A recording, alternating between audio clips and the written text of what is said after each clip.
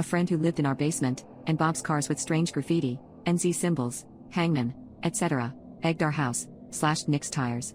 We first chalked it up to neighborhood pranksters, but when we started having damages that cost some decent money, we called the police. Not to mention, one day when Bob was mowing the lawn, he noticed piles of cigarette butts outside the bedroom window.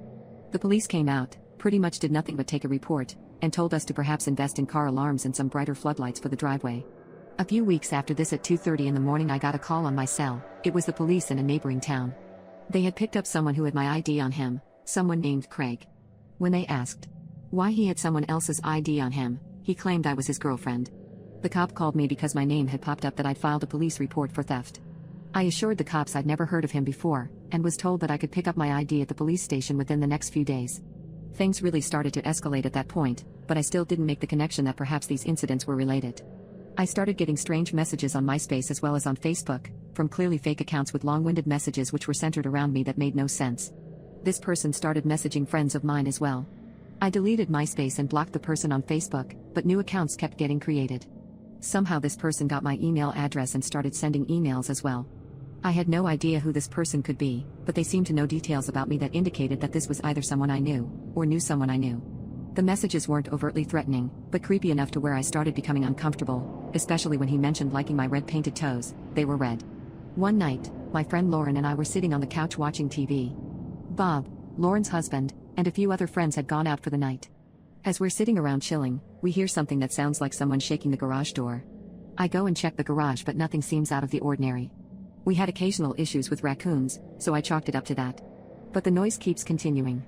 Lauren and I are getting freaked out at this point. The garage sounds moved now to the kitchen window, a distinct sound of someone knocking or scratching hard on the windows. We called our husbands who did not answer. At this point, we debate calling the police. As we debate, I see Lauren's face go sheet white and look past me.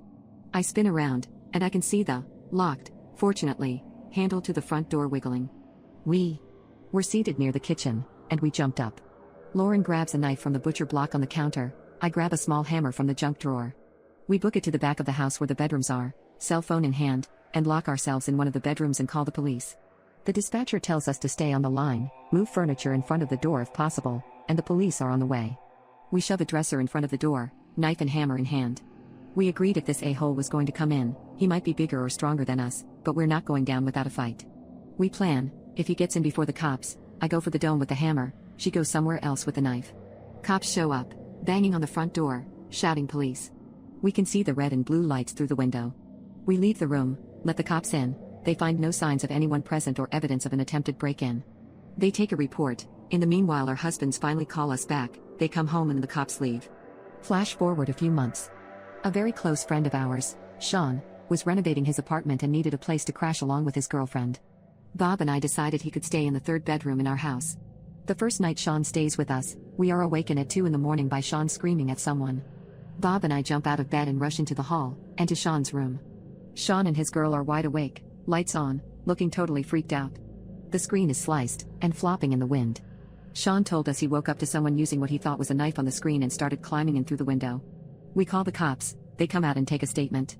Sean describes the guy as best he could, a white male, young-looking, semi-shaved head with what looked like darker hair. Cops dust for fingerprints, comes back as a match for Craig. Turns out, I knew who he was, vaguely. He was a year younger than me and we had gone to the same high school, but I couldn't remember having any significant interactions with him. He lived with his parents only a few blocks from my parents' house. Upon realizing that Sean had just moved in, the cop makes a statement that chilled us all. He probably didn't realize anyone was staying in this bedroom, and thought the room would be empty. Cops go there, arrest him. He suddenly has quite the story for them. Him and I were secret lovers. I was ignoring him, we had a relationship. He also had been allowed into my home many times. I am floored. He gets charged with something like trespassing or breaking and entering, and does light time for it, maybe a month, and has to pay a fine. In the meanwhile, I get a restraining order on him. He gets out, and I hear nothing from him. I also develop a completely irrational fear of first-floor windows. But things only escalate from here.